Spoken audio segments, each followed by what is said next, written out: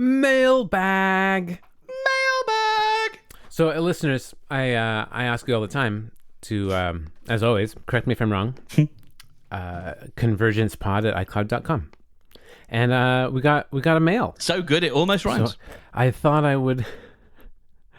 I didn't cut the. I didn't grab the subject line, so it's just right into the email.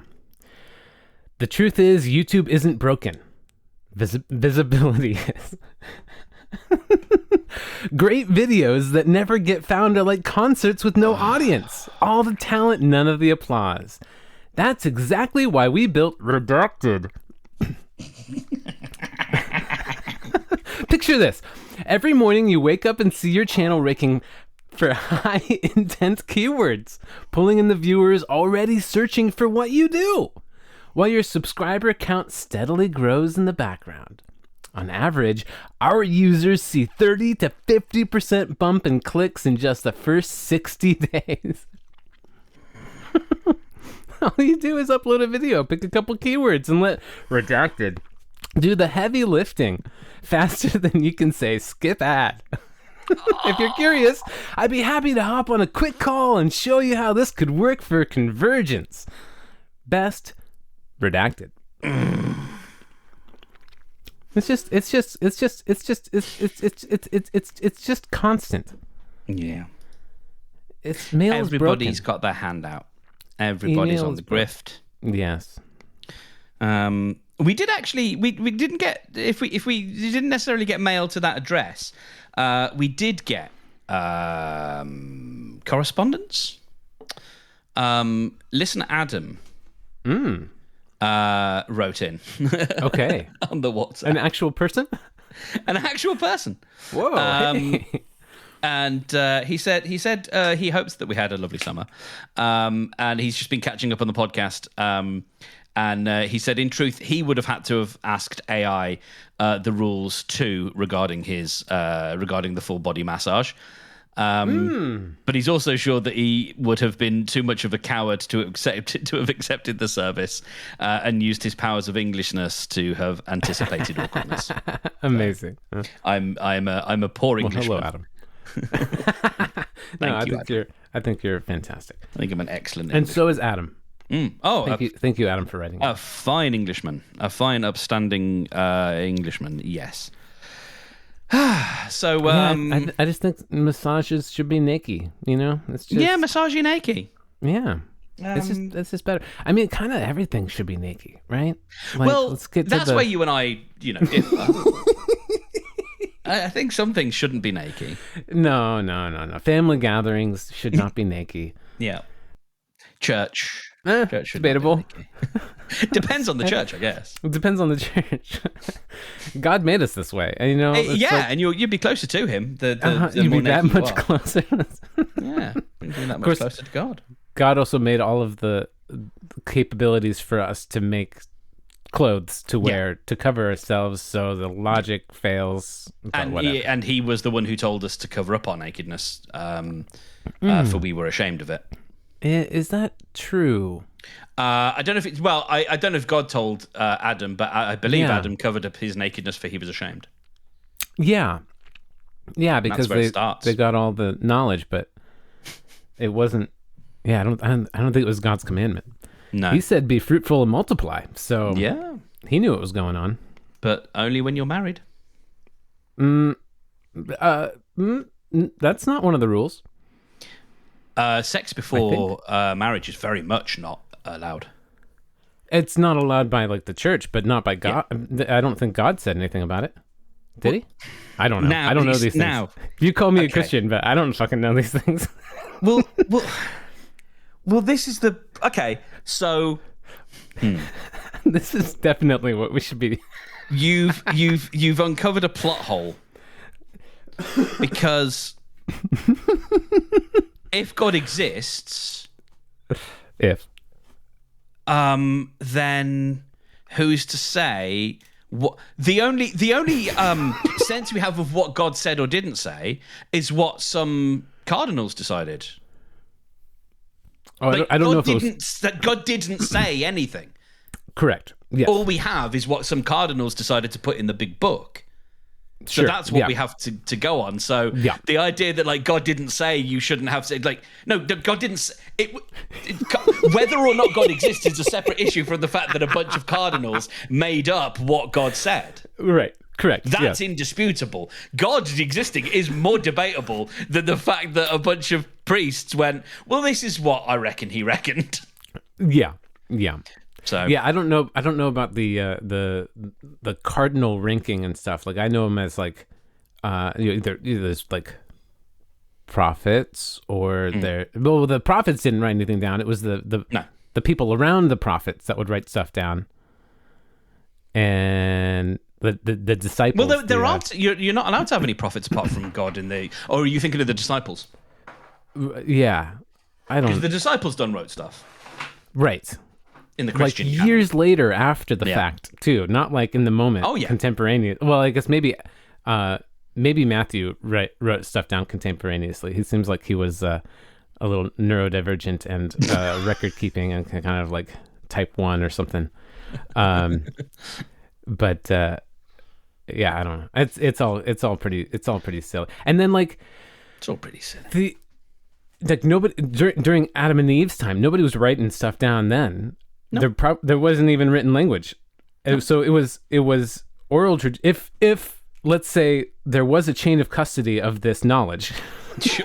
Yeah, sure. I mean, that, and why shouldn't we? And there is a list of names. Like it tells you. Yeah, I mean, there's a lot of begetting. It tells you the chain of custody. It's a hell of a lot of begetting at the beginning there. Mm-hmm. So and we do know. Well, we have been told that like oral traditions were more reliable back.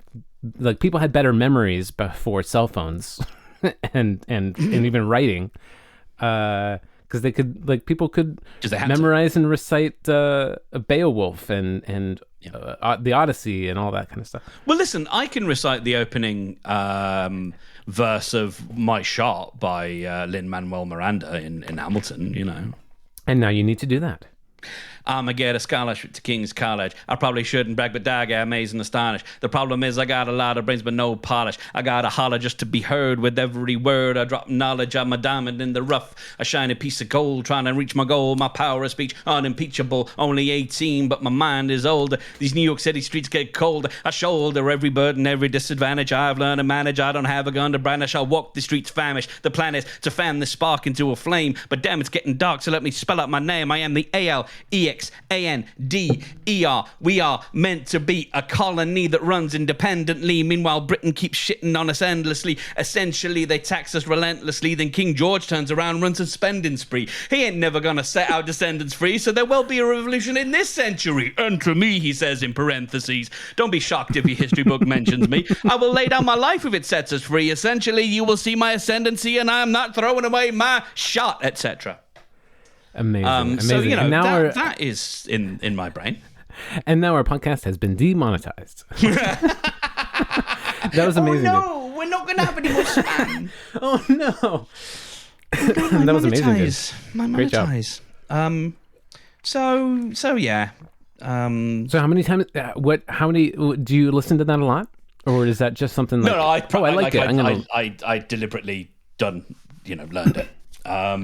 For a party piece. So yeah, I'd like to learn the rest of it, but I haven't. The impetus went. I was like, that's the bit I wanted to learn. Yep. So, yeah. Nice. No, that's all you need. That's all totally you impressive. need. Yeah. I've just done. What have you done? A huge amount of batch cooking, and I'm not even halfway through yet. Because I'm doing a bunch of stuff, and I've the amount. Oh my god! I vastly overestimated the amount of rice I needed. Yeah, that's easy to do.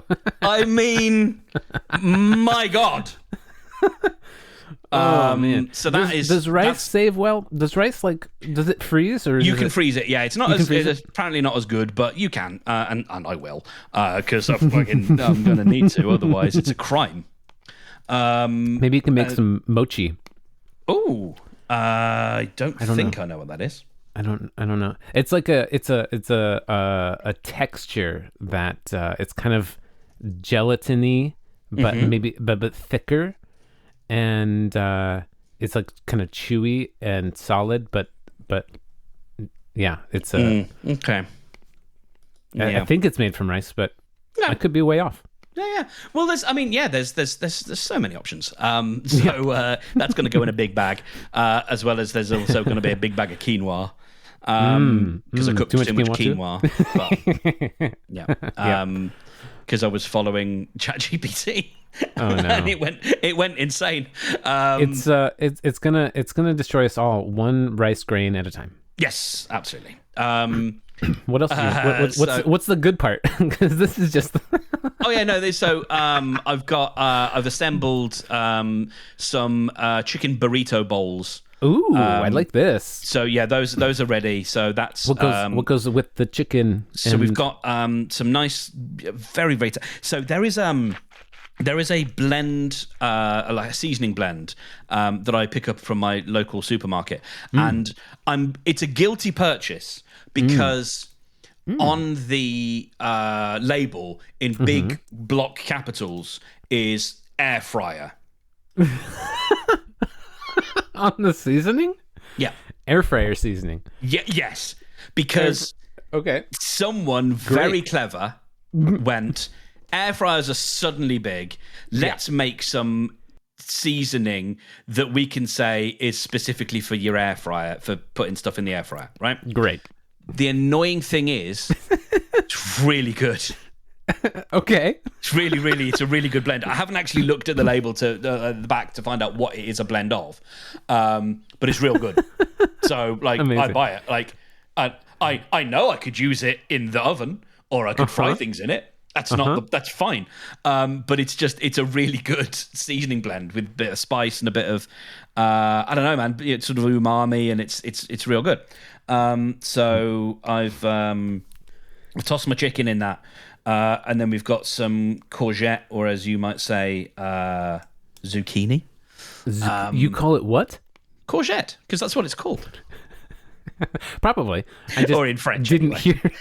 Courgette. Yeah, that's French. I guess that's what the French called it, and so that's what we'd called it. I guess you went with what I would imagine to be zucchini. It sounds zucchini. Oh, but that would have to be in Italian. One zucchini would be a zucchino, so I don't know if that is yeah, zucchino. Yeah, because spaghetti, like all of those are plural. It would be technically one spaghetto, but like no one has one spaghetto except for Chef Boyardee. Yes, I reference knowledge. Yeah.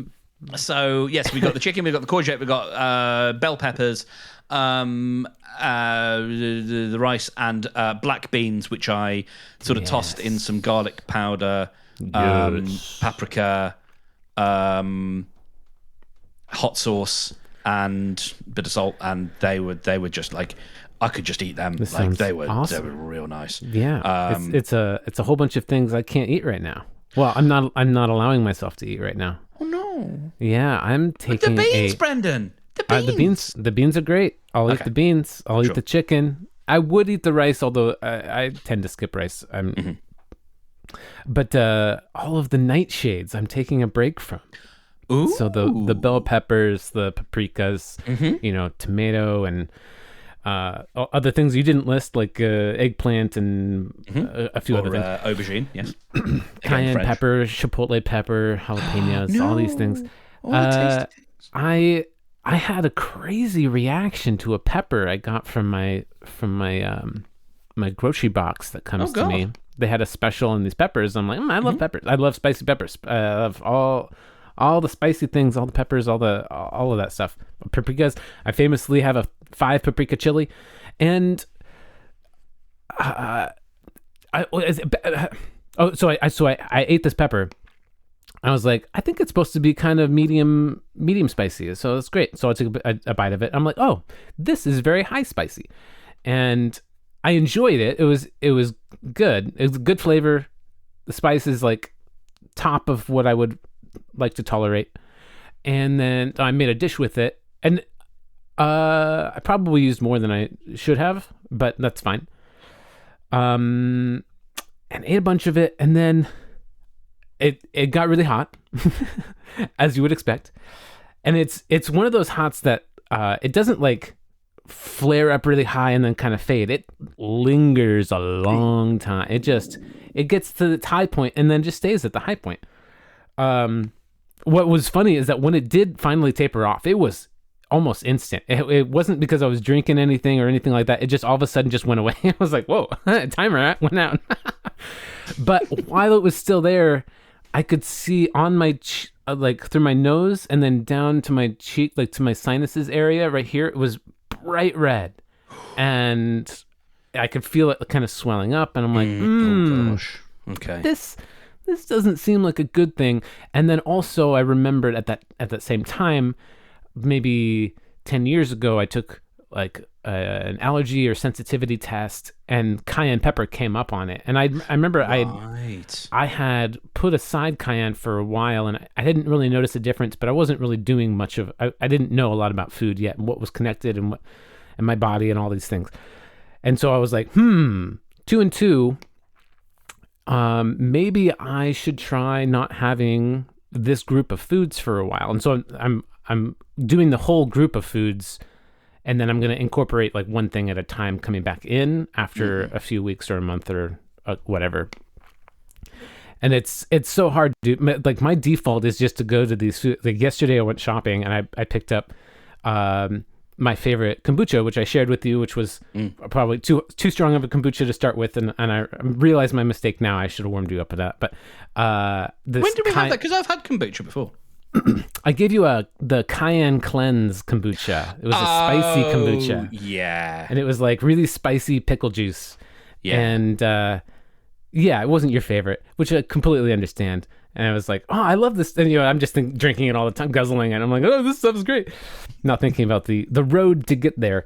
And so I picked one up and I opened it, and as soon as it hit my tongue, I like spit it back out because I'm like, oh, I'm not supposed to have this right now. God damn it, cayenne. So I'll give it to Carl, and that's my story. That's what I came to share, and thank you for listening. Oh, thank you. I have 2 things to show you. Show me. All right, let's see how much of this is circular. Oh, it's a Coke. It's a Coke Zero. I see sugar. I see 0 caffeine, 0 sugar. Look at this. You found some. I did. My local supermarket has the 0 caffeine, and I now have the 0 caffeine coffee pods. Ooh. Yes, otherwise known as decaf. Ooh. So I have the decaf coffee pods. So that decaf is not 0 caffeine, but that's amazing. So I am not. I have something opposite to show you. I am drinking nitro cold brew. Little cold brew. Yeah. Ooh. I have gone in the opposite direction for the time being to get this project completed. Yes, that's fair enough. Get the energy. I am making a choice to forswear booze and caffeine. Ooh. We'll just see how for the moment. for the moment. To look after my voice. To take better care of the voice, and obviously with the caffeine they'll have all sorts of other benefits as well. So yes, that will all begin because it only arrived earlier today because of a big snafu yesterday. They came and were ready to deliver, but I was in bed and I didn't hear the doorbell come. Oh no! Yeah, so that will all begin in earnest tomorrow. Back with the 16-hour fasting. Look at you, dude. Hell yeah. So is that for are you doing it calf decaf depending on the time of day, or are you just going all decaf? All decaf. All decaf. Hell yeah, bro. So I'm just going to go like straight at it and just painkiller my way through 2 days, and then after 2 days it will just be the other stuff to deal with. So hopefully it'll be all right. But yes, the other stuff to deal with. The emotional turmoil. What's the other stuff? Oh, just the change in energy levels for a sure. bit while you readjust. Yes. 2 weeks. But it's really just the headaches and the occasional nausea that I think that nausea is induced by the headaches. If I'm honest, they feel like they kind of come one and the same. So I'm hoping that if I nip the headaches early in the bud, then it'll basically be fine. We will see. But I'd rather just like go a little bit hardcore, 2 days of maybe feeling a bit rough, and then just kind of just back at it. Dude. And then a quick. And do you have a painkiller that does not have caffeine in it? Yes, I actually accidentally. I asked. So last week, before I went on holiday, in fact, I went to my chemist and I asked for anodine, the stuff that I brought with me, the stuff that's similar to the stuff that we ended up having in the big pill bottle. Yeah, we got Excedrin. I can't remember what yours is. Which has caffeine. The one I had is anodine extra. So I asked for anodine extra, and they gave me normal anodine, which is the one without caffeine. So that turns out that'll be fine. Perfect. Because I need to not. I believe I need to not have ibuprofen while I'm on blood pressure tablets. So there we go. My God, getting old is fun. I like it. Yep. I like it. There's parts. There's parts. Generally, it's pretty great. There's little nitpicks that are like, I was warned about this. Yes. You were in the middle of a thought, I think. Yeah. What was that? Sorry? I think you were in the middle of a thought. Yeah, I was, and I forgot what it was. Part two.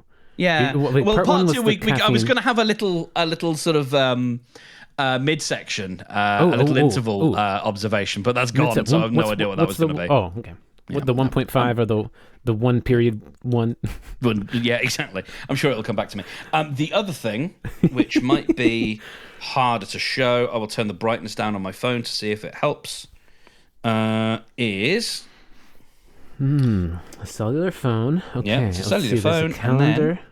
I see a calendar. I see a to-do bear, list. I see the bear icon. Oh, your brother's birthday. I see a bear. Yeah, I see bear and then Flurry. Underneath the bear icon is the Flurry look at that icon. little hive. Oh, Yeah. that's a great icon, and it's an icon on And your it's phone. an icon. Yeah. And what?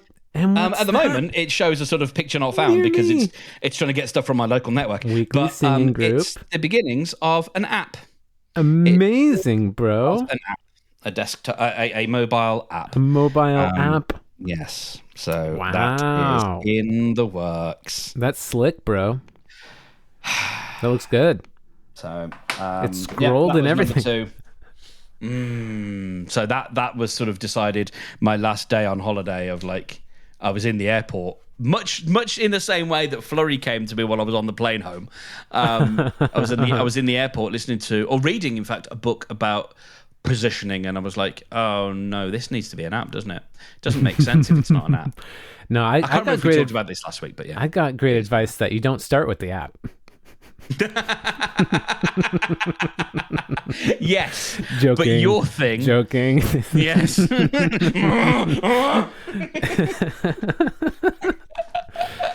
It's good. It's good. I didn't start with an app and pay all this money to try and make something that I just burned out and didn't want to do anyway. That's very much as is, I think, quite a lot of our things. Yeah. I was in the process of listening to an audiobook, which is the most self-help. Like, if you listened to it, you'd be like, this is the caricature of a self-help book. Yeah. What was it? It's called Tiny Experiments, and it's by a lady called Anne-Laure Lecomte, who I have referenced before because I'm a big fan of one of her things called Pacts, which is setting things that are purposeful, actionable, continuous, and trackable. So instead of setting goals, you create these pacts, and that's her thing. But she's very French, and she reads the audiobook herself, which I like that. is not what I would have advised, but what is kind of charming is she calls it out right from the beginning. She was like, I have imposter syndrome. I mean, that's unkind. I'm not going to do that. She deserves better treatment than me doing a shitty French caricature. Zucchini. Yeah, zucchini. Yes, she's an intelligent woman. She doesn't need to be demeaned by my accent. But she makes the point of like, I had imposter syndrome about whether I should read this audiobook, and my publisher were like, yes, you should. And there's a couple of moments where I'm like, I'm having to do extra work to decode your pronunciation, but she's charming and very smart. But like, if you just listen to it, it sounds like every caricature of a self-help book because of the non-native English speaking aspect of it. I think that just absolutely does it.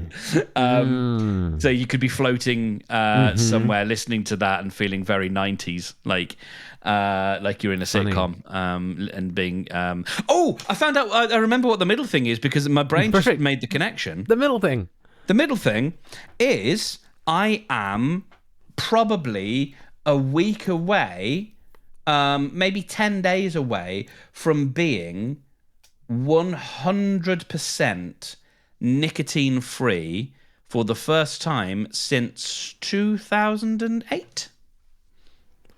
Okay. Well, I mean, first of all, congrats and wow. Thank you.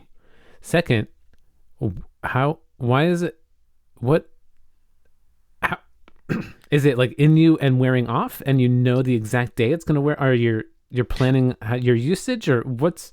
No, I haven't. So I haven't had any nicotine since about mid-September last year. Okay. And so, and what I was referencing there is the other times where I've gone, like I haven't since 2008 gone more than probably 4 or 5 months without some form of nicotine. Gotcha. Okay. So you're talking about that's the time. Okay. Yeah. This is the longest I've gone. Amazing. Nicotine free since 2008. Wow. That's really cool. That's super cool, dude. Yeah. How does it feel? Oh, it feels good. I mean, Do you miss it? Do you need it? No. There's been a couple of moments. So when I was in Brighton with friends, one of them is like me, that sort of has that naughty streak, and it was like, "Ooh, we're out. Ooh, we should get a little packet of 10 cigarettes and smoke them." And mischief. And that's what kind of got me on it again back in 2019. And then depression. But it was like, it was one night, and then a few months later, depression. But she went out looking for them fags. And I think she bummed a fag off 1 or 2 people. And yes, we can sit with the, isn't language different across the pond? Isn't it different? Yeah, some things you can say that I cannot. Exactly. But so that's fine. And I properly like toyed with it and was like, I could just, it'd be lovely. But then, my streak. And a few weeks ago, like there was a girl at the singing group who was standing back and having a fag, and I was like, I mean, I could just go over there and say, "Can I have a fag?" And I could be having a fag.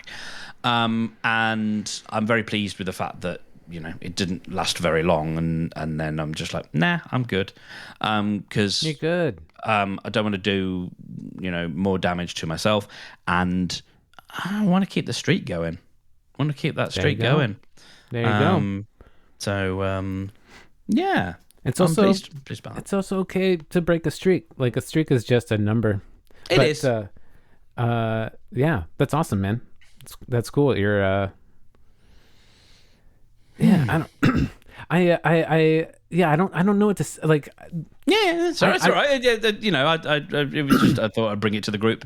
No, I love it. I love it so much. And I'm just like, now I'm over analyzing my internal thinking now, because like what I was mentioning last week which I tried to get to. I was really stumbling with what I was trying to say in regards to I don't know anything. And what I was kind of meaning to say was a bit more on the one-to-one kind of scenario where I'm talking with somebody and like my mindset has shifted so much recently to every person is an experiment of humanity, an experiment of mankind, a one-off that goes and experiences its own life and decisions and choices, and it has whatever end result, and they're all independent and they're all different, and that's incredible and amazing and beautiful. And where I enter into it is I have had such a drive to help a person be better, or like guide or suggest or comfort or provide perspective or something like it what feels like giving, what feels like sharing or helping, now kind of feels like not manipulation, that's the wrong word, but like changing somebody from what they would naturally be and how they naturally are to, hey, follow my advice, do my thing. This is what works for me. And it's like, on one hand, that's fucking great. We should share and communally grow, but also everybody is a freaking individual, and it doesn't. There are no wrong choices. Like I shouldn't be saying these things because something is right or wrong to do. Like the fucking caffeine or the cigarettes or whatever. It's like it's just a choice. It's not really bad. Like sure, there could be. There's consequences for every action. There's a consequence for bending over and picking up a penny, but they're different from smoking a cigarette, or drinking booze, or whatever. But like everything has a cost, and we all know what the costs are. Generally, like we don't know every detail about everything, but we know, and nobody needs a friend or whatever to remind them that there are consequences. that's just default. That's being human. And so what all that is to get to say is I feel myself not want to say anything about things anymore. Just revel in the excitement of whatever it is, good or bad, because I think good and bad things are beautiful and interesting, and I can feel this push-pull of like wanting to be like, oh, when someone tells me a story, I'm like, oh, this thing could help or whatever, and I'm just like trying to be like, no, actually, hey, you just shared a thing, you're not asking for advice or help, so like I'm just here listening. And I know, like you're nodding your head because, yeah, this is what everybody's been saying all along, and I get it, I know. Oh yeah, but you but like, also, with anything, you've got to reach this yourself. Yeah, just like they have to reach it themselves. I can't tell them. It's the same thing. Yeah. That's not at you. That's at me. That's just. Wow. It feels different when it's me. Because I've got the good advice. You don't understand. I don't even think I have that great of advice. That's also part of it. I think I've mentioned this before. Like I'm pretty sure I just told you this recently. I had a journal. I started it. The first thing I wrote in there was like, I have to keep reminding myself that not everybody else is trying to, with every action they take, work towards a utopia, and where everybody is good and safe and happy and content and taken care of. Like, but to me, in my mind, that is the goal of humanity. Like that has been in my mind. The goal of humanity is that we all not only for our children try to make a better world, but for everybody all the time, that we all working together to make a better world, but we're not. And that's the shift I'm making towards, is like, we're not, and all that's also beautiful. We don't have to live in the sci-fi fantasy utopia of our dreams. Like, we're living in this, and that's an experiment. It is. Also, I think lots of people are trying to make their utopia. Now, you and we've got the right one. I don't know about that, but we have. I mean, we do, but broadly speaking, we've got the right. I'm trying to be humble here. No. But lots of people are working towards what they think is what is their utopia. That's why at the moment half of our country is beset by England flags, because there are a number of people here who believe right now that English identity or whatever is under threat, and it needs what have you got?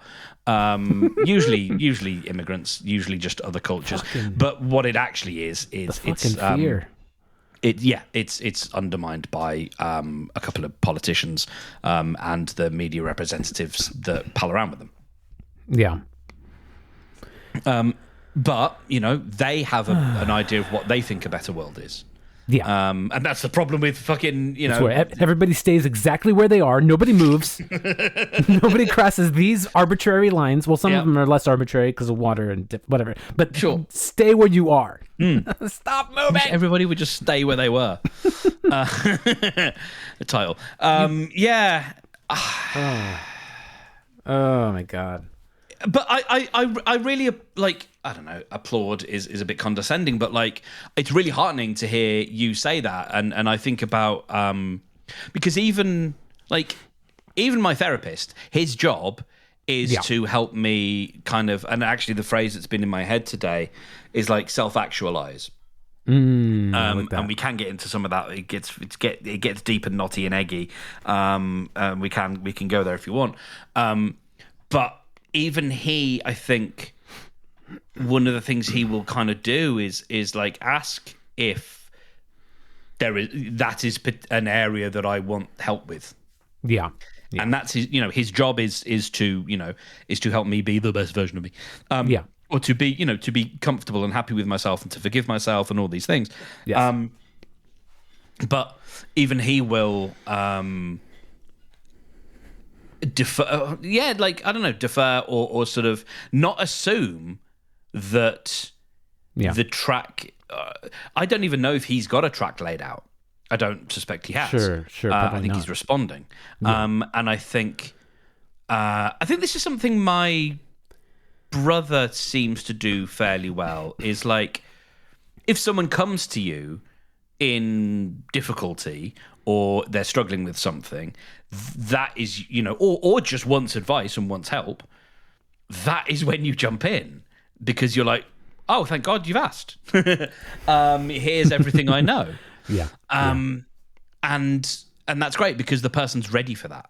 I'm being reminded of a share somebody gave at Refuge Recovery once, where they said, I had to like change in insurance or whatever, and I had my last session with my therapist, and I told him so. I was like, here's the last session we got. If you were holding back on telling me something, now's the time. Let me know. And he gave some like really helpful perspective and advice on his anger and how he should work on it. And he's like, why didn't you tell me this ages ago? And he got kind of angry about it. Oh my God, yeah. It was pretty funny. Yeah. Where was that information? Sometimes you don't know you need to ask, which is really frustrating. Yes, but I think there's a lovely thing in going in just asking, like, would you like help with that? Or are you interested in, whatever?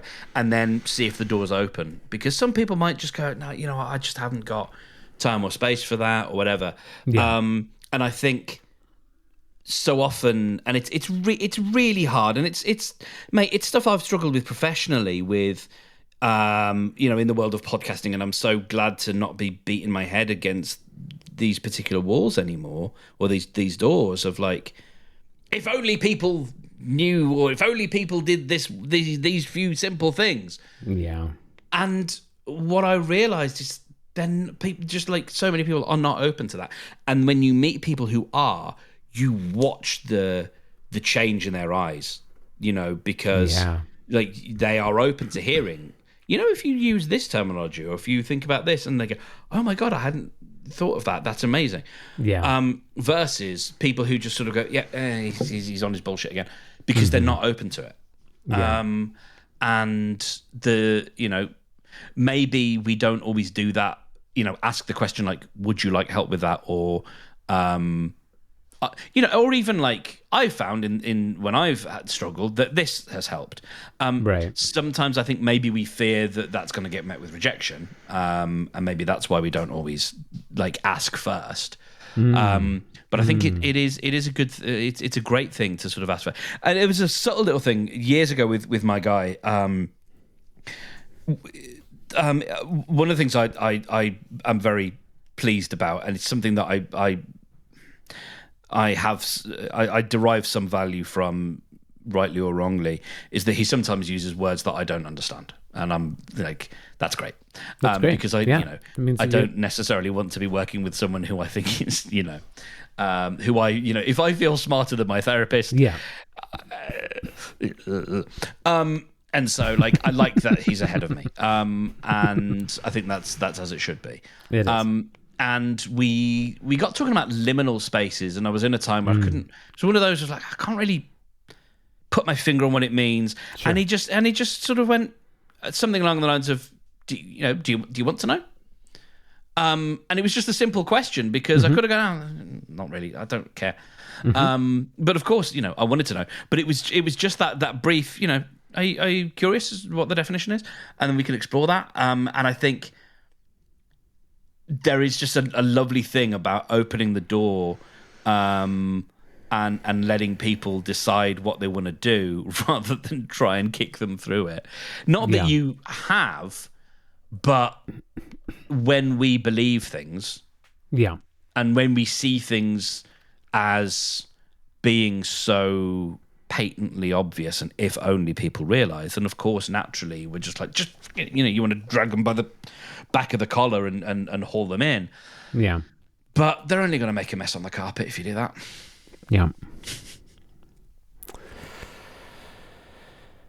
So I applaud you. I'm pretty sure I interrupted you. I don't know what. I think you did. I think it did. I interrupted you first. I interrupted you first.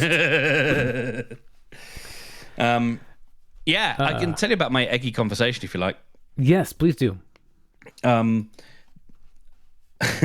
So this is almost, and it's interesting to talk to you or with you about this, because of your upbringing. But it's almost in some ways polar opposite.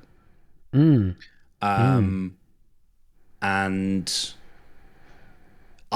so put it this way, I need to get better at disappointing my parents. Love that for you. Because and it was I was chatting to my guy today, and it was interesting to put it in these words. I'd never really put it in these words before. When my brother left home, he left with his then girlfriend, and my I have to start calling spades spades. My mother would not think. Oh, my female parent. No. Oh, who's that? Oh, gotta leave a little bit of mystery. Interesting. My mother would not dream of interfering. Okay. Yeah, tell me about that reaction. Because it sounds like she interferes all the time with her comments. Oh no, I'm talking about my brother. Oh, okay. Yes, yes, Okay. yes. Yeah. Not dream of interfering with him. Okay. Because Because I think part of it is because they are their own now fully actualized, self-realized people. That is a fascinating face. yeah, your brother and his wife, or Yes. okay, not your Yes. mother. No. Okay. And because you are somehow excluded from that list of self-actualized people. So I didn't have. So And my thank you for the model, compliment on my face. I appreciate it. my model, for like my how I left the house was very different because I Yeah. left. I got my own place, and it was me Self-actualized. on my own figuring it out, but also Self-actualized. with the parents sort of fairly close at hand. And you keep being mischievous. You'll hear it in the edit. Okay. Oh, right. Okay. I don't know. I'm just playing around. I'm just saying self-actualized because you. Oh, I heard you said actualized, and then I was like, "You got a cheeky little face on you." But that's my point. Like, there was never the like proper separation.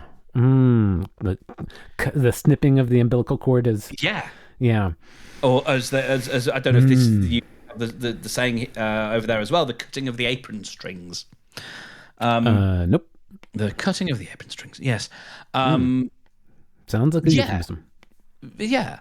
Because one of the jokes, one of the sort of tropes is the young lad, maybe he's a student or maybe he's just moved into his first place and he comes home to his parents to get his laundry done, Yeah. and that was never me in that regard, but like there was certain other things, and there are aspects of my life that I think I have been it's really hard because like I don't think this was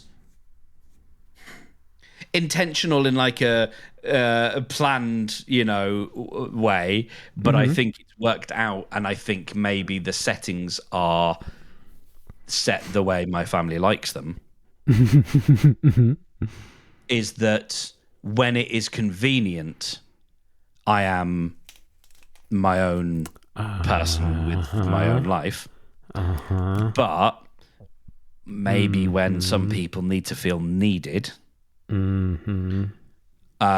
need to hold someone close because the other one has his own life, I think there is a sense that like, and I've had this sort of kind of unkind thought for a while of like, it almost feels sometimes like there's like almost like my place is kind of an extension almost of my mother's place. Like there are just things that I'm just like, am I crazy? Am I the arsehole here? Or would you never dream of doing that in somebody else's home? Right. Or like certain things that yeah, and it's like it's only weird little circumstantial things. So like none of the evidence really like stacks up in a very meaningful way. There's not like one incident where I can say, "Hey, this." But that there are moments more and more where, and it's interesting because like my parents like to do things. They like to be useful. They like to be valued, and needed, and because I partly I'm a people pleaser, so and also like maybe it is just the people pleasing, but there is the idea that like accepting their help is the only really sensible option because doing otherwise would be like a waste of money or something else. And do they like make offers and stuff to you that it feels like there's obligation tied to it, or feels like there's strings attached. Well, this is where it gets tricky. And I will, I want to be, still want to be reasonable here. Yeah. We know you're reasonable, the listener and I. Yes, thank you. But you're also free to Yeah. say how it feels and Yeah. I have experienced the sense that there are strings attached. Yeah. It's never been said. Of course. But there has always been a sense that, well, and it's not just about accepting help, by the way. It's about doing things that meet with familial approval. Yeah.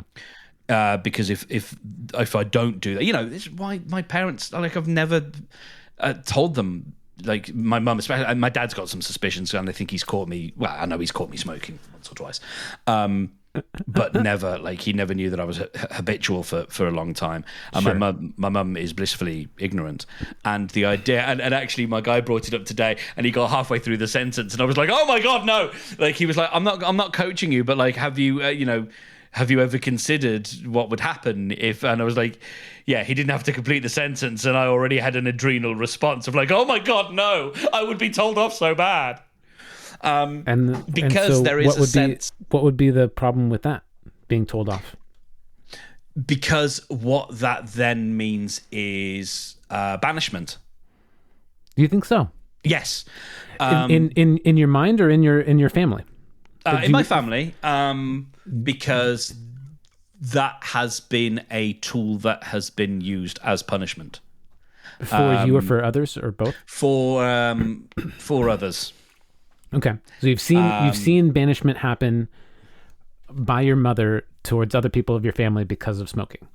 Oh no, not specifically smoking, but because of bad behavior. Let's say bad behavior. It's whatever's on her no list.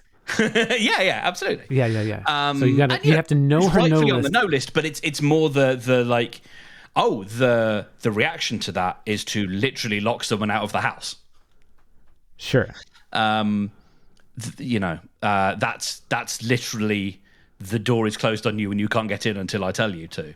That is a removal of safety. That is, that is what banishment is. I didn't process that as a kid, but that is absolutely what happened. And so, it's very much ingrained that, it's not safe if you transgress. It's not safe. Right. No. But also, it's not safe if you hide it. You're constantly not safe in your family with that, with knowing that. Without, because there's the constant fear of being found out or whatever. Yeah. Mm-hmm. Yeah. Yeah. Go on. Do you how long do you think the banishment would last if it even happened at all? That's an interesting question. Because sure, there's the possibility of forever. It could be a time limit. It could be just momentary, or something else. Knowing some of the operating system. Yeah. The firmware has been passed down. I could foresee infinite mini banishments, whenever it. Oh my god, is convenient. Oh, that's the worst. That was worse than I. Yeah. Because it could be. That's worse than permanent. She gets in a mood. About something, and then Fucking it's moods. Yeah. And then it's I didn't do anything, and then suddenly But you did that time. Yeah, I remember being as a younger man. God. I remember being as a kid being told off for an idea Mum had in her own head, made up as a thing that she thought I might do, and then rebuked me for it. That sounds like my ex-wife. Yeah. It was such a weird thing. I got a cat, and my mum told me off because in her head she was like, "And don't you start using this in one of your silly films." What? What? I mean, what? But also, like, you just made that up as an idea and then told me off about it. Like, I haven't done it. Like, how do you navigate that? Oh my God, dude. So, she got kind of, she created an idea and then got irritated by her own idea. Oh my God. Yeah. So. Okay. Yes. None of this will allow. So, yes. Oh, no, really? No. I've got, listen, I have to. I have to. Like, it's at this point, I have to. Because you've said mother? No, because you have to cut it? Is that what you're saying? I owe it to myself to do something that, might meet with disapproval should it ever enter into the world. I think I love what you just said, but I don't quite understand. You owe it to yourself to... You do owe it to yourself. That part I'm very sure of. Mm-hmm. Of what was the it? So what I'm squirming about is, and I said this episode will never air, and then I was like, no, I have to let this air. Great. Because I have to run the risk of it falling into ears that would hear it and be, hurt by it. Because at some point, I have to have a fight with my parents. Like what? Like, okay, so you've lived this life so far where you have done everything you can to hide it. And you currently feel this way about it.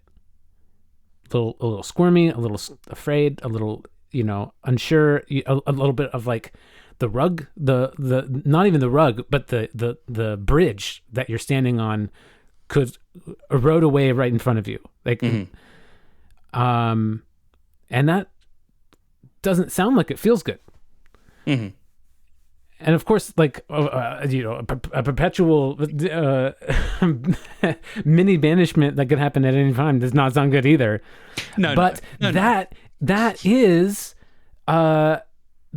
the same thing that your mom's doing. You are in your mind creating the scenario of what could be, and getting upset about it. Just like she's like, and don't use that cat in your funny video. It's the same type of thing. Am I wrong? No, you're not. I'm not here to give advice. I'm not going to tell you what to do. No. I'm just. I am like.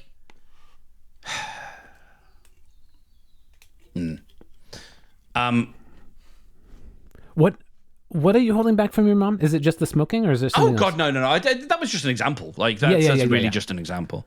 It could be anything. Like I was one of the things. If we take a much more anodyne example, I was considering getting a loan against equity in the flat in order to spend a year working on Flurry.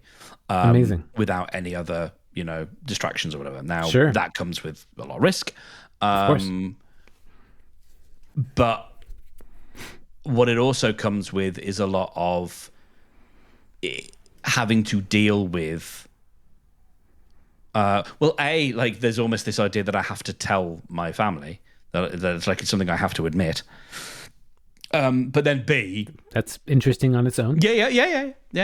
But then B, because that is not one of the approved script lines, that is not an approved groove that we can that we can settle into. Then what does that mean? If there is, if there is support, is that given coldly? Is that given begrudgingly? Is it denied? That might hurt someone's feelings to hear that someone thinks that their support is conditional.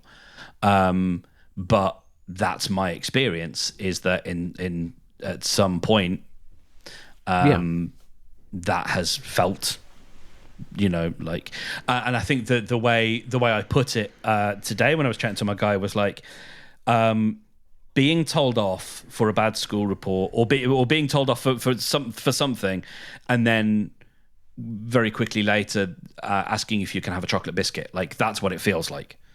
Because like, fuck no, you can't have a chocolate biscuit. You're in trouble. Sure. So yeah, it's complicated. Sounds like it. And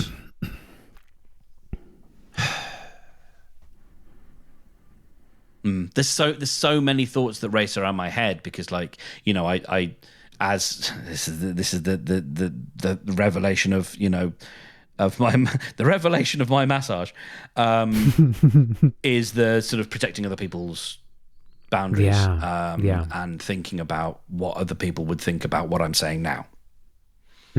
What someone, what my mum, should she ever hear this, which is, can't ever imagine a scenario where she would, apart from one of us sends it to her. What that would be, and it would be like super hurtful. Yeah. And that's true, because again, like I have to say, even for my own edification as much as anything else, and just so that it is on the record, that I've never been in doubt that I am loved and I am cared for, and I am supported as a human being. Yeah. But at the same time, the bridge has felt rickety, and also it's felt like for me that I have learned or been taught to cling to support that I would be better off not clinging to, not because of their support being lacking, but because it is stopping me from self-actualizing. It's stopping me from feeling like a fully effective human being. And that's that's the difficulty. It's like that sort of never having that clean sense of separation, and also not always knowing how to do that. When I get the text on a Saturday afternoon that says, "Do you want to come for Sunday lunch tomorrow?" What does one say? No, thank you. I'm trying to self-actualize. No, thank you. I'm trying to distance myself. Basically, you know, I have to just kind of lie. And just say, I've got other plans or whatever. Not because... I mean, you could just leave it at no thank you. Do you have to give a reason? Yeah. Oh, no. Yeah, no. That's exactly the point. Like, no, I don't think... No, that would be considered rude. Yeah. Yeah, if I just said no thanks. Because someone's made you an offer. And if you haven't given a reason to, now, why you can't accept it. Do you feel like that is reasonable? If I texted, yeah, go ahead. If I texted a friend and I said, "Do you want to come round and I'll cook us a meal?" Like, I'm there. Yeah. sorry, no, not to me. Okay, an example. I have been known to do that on occasion. If someone just replied with "No, thank you," my feelings would be hurt. Sure, yeah, those words, no, but I mean, I yeah.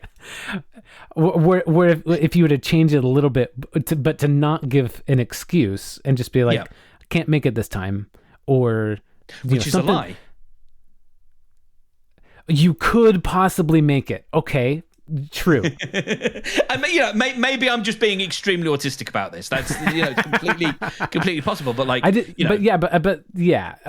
kind decline without a reason. Kind decline. Yeah. Yeah. Okay. And and you're getting into the lie territory. Sure. Blah. Yeah. Exactly. Blah. And I it's not like I haven't done that. But it's maybe next sometimes time. There's stuff you would rather do. Thank you. And that's maybe the case next across time. the board. Maybe next time. Rain check. Yeah, and it's I think there will be more of those in my future. Because I just I think that distance, and also and there's just like the slightly ugly thing of like, I don't always like the version of myself that is the version that rocks up at that door. So relate. Yeah. So relate. I don't like myself. I don't like that version of myself either. Yeah. It's really tricky. It is. Man. I feel you, brother. But it I think this is continual work for me, is now Same. figuring out on a practical sense, but also on an emotional sense. And it's, it kind of comes back to a little bit of the emotional maturity thing that we've talked about before, of like, I have to be the one to sort of say, like, I can't keep needing you. You can't keep needing me to need you. Just because, again, like I don't get to discover what an unfettered, Mark is. And also, there's stories there around, like, without the proper guidance, an unfettered Mark makes rash decisions or poor decisions, which is a story, rather than, well, Mark maybe follows decisions that he feels would make him the happiest. So yeah, it's it's like bad taste. Taste. None of it's great. Yeah. I relate to all this really hard. I was just at my candlelight meditation group, and one of the fellow participants is a woman who helps people downsize during a major life change later in life. Usually they're like, maybe their health is declining, maybe not. They're getting towards retirement. They're getting down into a very small condo, or maybe they're moving into a retirement home or assisted living, something like that. And so they're going through a lifetime of possessions that they filled their house with, down to just the bare minimum. And there's a lot of emotional grief that goes along with that. A lot of processing, a lot of like, oh my God, all these letters I saved from my lover, or these photos, or these items, whatever, that they have some huge emotional attachment to, and they're processing all that through. So this friend is very well versed in, some aspects of emotional separation and processing, and also kind of a side of this parental connection, because often a lot of them are parents or grandparents, and they've had issues with their children, and that stuff comes up. Anyways, she has offered to like be an ear for me as I'm going through the process with my mother. And she gave me some advice that was really interesting. It was kind of not startling, but it was like something I was already kind of thinking about, but was like, nope, can't do that. Like that's a thing that just not an option. But I really want to do it, but I can't do it. Okay. Which is telling my mom what life has been like for me, being frank about it, about her decisions, her motherhood, how that all affected me, in order to help me process what, this time in my life where I'm trying to help her, where I did not feel helped when it was her job. Yes. Are there not aspects to which, because I think I was under the impression that there were aspects that she knew or intuited from listening to episodes of the podcast. I don't know. For you, there's more explicit things that need. Oh, definitely. Yeah, I think she's only listened to the episode where we talked good about her.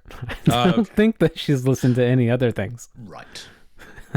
I don't know that she knows how, other than to click the to click the link Sure. of the one that I sent her. Yep. I don't think that she definitely doesn't know how to subscribe, and probably doesn't know how to find a second episode. Sure. But yeah, and so like one of the methods that this she didn't know what state my mother was in, and she's like, oh, is there sort of dementia? Is she like in and out and like whatever? Like, could you tell her and her not remember? Like, it would not impact her? And I'm like, no, she's still very lucid. It would still very much affect her, and so I'm not gonna do that. I'm not gonna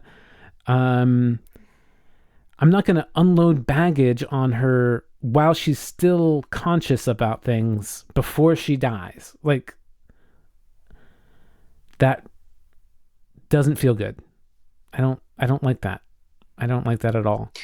And I don't know that it would even help me. I mean, it could. I don't know.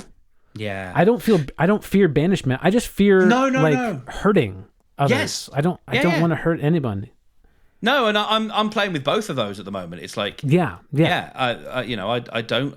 don't want I don't want my mum to hear this because or for it to get to her, because I don't want her to feel for me it's like you're talking about a different person. It's one thing to talk about yourself, but now you're talking about me and but it's really difficult because now I'm thinking about when people have infidelity in relationships, and they feel so guilty, that they then tell the partner, their main partner, and it's so well. I think in all cases, that was for the person who did the cheating. That was for their benefit. It wasn't for the partner's benefit. They can tell themselves they needed to know. They deserved to. No. You needed to unburden. Yeah. And you've got nothing. You haven't done anything wrong. You haven't got guilt that you need to unpack. But at the same time, there is an unburdening that you are entitled to. But doing so would cause a great amount of hurt, by the sounds of things, and that is a really difficult thing to contend with, because you deserve catharsis. And also like exactly. And I have I've unburdened it to multiple therapists and multiple partners and multiple friends, and it doesn't. I mean, it's helped at different times, but it hasn't clicked. Go away. It hasn't relieved it, and I don't have faith that telling her would relieve it either. Like, I still think it would still, that hurt would still be there. So, but also it's for some reason, some part of me does feel like that's part of it, like that she needs to know somehow that she hurt me. I don't know why. I feel like that feels entirely natural. That feels like an entirely natural thing to want. Because I think that's universal fairly. For people who are wronged, they want you hurt me. Yeah. They want people to know that happened. But the particular timing of this is what is the difficult thing. Sure. Yeah. Well, if you can take any lesson from me, don't delay. It only I'm gets gonna harder. put it off for as long as I can. Yeah. No. I get it. I want to as well. Oh man. Parents, am I right? Oh, there's I don't know if this helps, but there's a lovely thing in and I'll see if I can remember it. If not, I'll have to Google it. It was in the TV series The Pit that came out this year, which I'm in love with. Yeah. And the idea was there are four things, and I think it was a dying mother actually, that a brother and sister were attending to, and or it was might have been a father, and the doctor said there's these like four things that you can say, and it's I forgive you. It's like I needed something that you didn't give me. Thank you. Yeah, it's like thank you, I'm sorry, I forgive you, and I love you. I think it might have been simple as that. Thank you, So I forgive you, I'm sorry, and I love you. yeah, it's something like that. So I'm sorry for, something that I did that hurt you. I forgive you for the thing that you did that hurt me. And, I think it means saying the thing, not just saying those words, but actually saying the thing that you're forgiving them or you're apologizing for. Yeah, for sure. And then thank you for, this thing that you gave me. And I love it. I can't remember if I love you was the last one, but it would make sense that it probably Something is. like that, But I'll see if I can look it up. But it's something like that, and I think it's that's probably come from a book somewhere. Whether it's a bereavement book or it's something on grief or mourning. But it feels like there's something there that it gives you that opportunity then to. So it's not all about addressing the hurt that was caused, but also understanding that we're all part of systems, and she may have received. She may have her own grievances that she thinks she needs to, for you to atone for. Who knows? Which could be completely different and different sized, different shaped. But being able to acknowledge that, and I think one of them was like, "I'm sorry, I wasn't the daughter that you wanted me to be." I think was was one of them, and I wish you had. Or I forgive you for you trying to make me into something that I wasn't, something like that. And I don't know, I have an instinct that there might be something useful in that. And I think the idea is you probably say these things at the very last point when the person is perhaps, where the machine is sort of doing most of the work. Yeah. So that you have that opportunity to say so unfettered, but with the idea, with the suggestion that maybe they can hear it. Sure. I like that a lot. I have an interesting experience myself in this current moment, having one parent passed and one still alive, and feeling the difference between the endings, where one just disappeared and his life was over, and one who's we're getting a lot of warning and a lot of time to process and caretake in the meantime. And with my father, I had things, but before he passed, I had a lot. I had a lot of grievances. I had a lot of things that I would have loved to have told him, but his mental state, like, even though he was conscious and aware, he wasn't present. He wasn't. All he could. I don't know. It's like he had such limited capacity. Is how it appeared. And so I didn't feel like I could tell him anything because it wouldn't matter. It was like he was already on the machine. The machine was doing all the work, and I was like, well, he's not going to hear it. There was no point. And not that I needed him to change or even hear it, but like it was as if I was telling my closet. Like it had no, it felt like it would have no impact by voicing it to him. And I don't think he'd even be moved or understand that I was saying anything. Not that it have to be, but it just feels very different with my mom. I feel like she would take it very personally.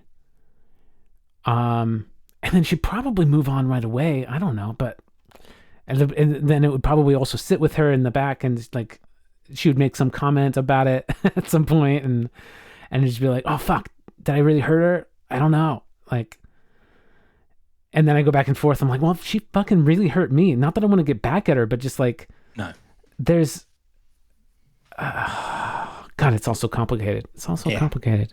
It is.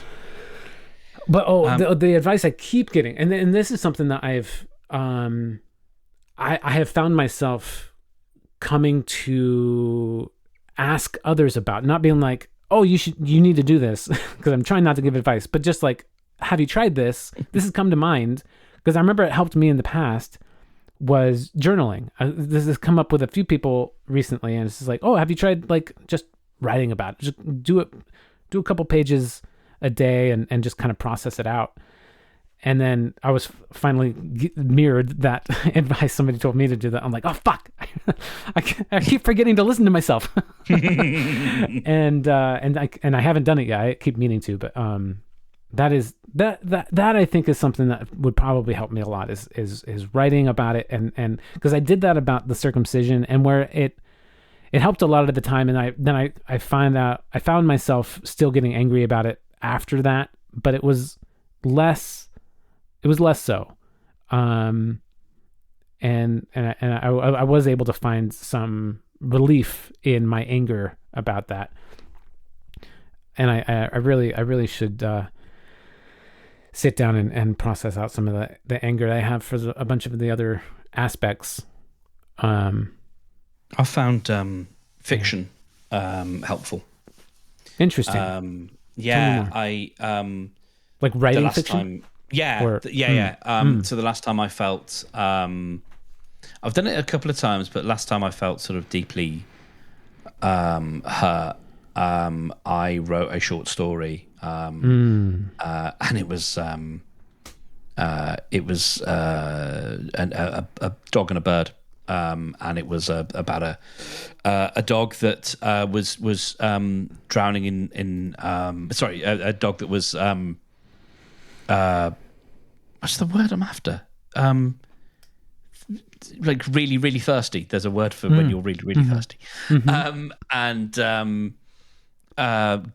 Desperate, and a bird comes and promises that she will guide the dog to water, and and they have a great time for a bit, and he feels great. She's this bird's gonna lead me to where I can find water, and one night he goes to sleep and he wakes up and she's not there. And he goes back to feeling desolate and, so dry, and he's looking around trying to find water again. And then a few days later, the bird comes back again, and everything's sweetness and light, and it's great and wonderful. And they lay up, and they lay one night and they look up at the stars, and they sort of go further into they wander through this forest, and they get to the edge of the forest and a dirt track in the blazing sun, and the dog looks up and the bird's gone again, and he's just sort of there in the blazing heat, not knowing which direction to go. And that was how I felt at the time. And using an almost childlike story helped. I wrote it the next morning, and it was something that and like songwriting as well. The best song I ever wrote. I wrote when I was in my early 20s about something that happened to me when I was 15, 16. And yeah, channeling those things into creative pursuits, I think is there's a lot to be said for it. Use it. That's interesting. That's really interesting. I have written fiction a couple times, and it has not come naturally to me. Yeah, that's fair enough. But that's interesting. I'll think about that. Yeah. By the way, Ho'oponopono. I don't know. I know I'll be mispronouncing that, but it is the Hawaiian tradition of saying, I'm sorry, please forgive me, thank you, and I love you. Okay. Oponopono? What was it? Ho'oponopono. So it's Ho'oponopono. apostrophe oponopono. Aloha. Exactly. And as always, the desire to quest a new life is proof the new life exists. And correct me if I'm wrong. Go Hawks.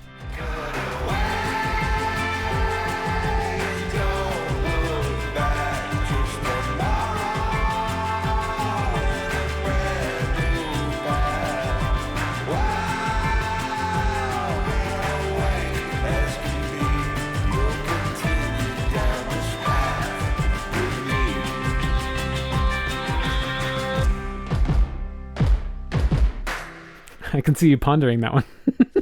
Is that? I don't understand those words. Do I? Liminal? Liminal?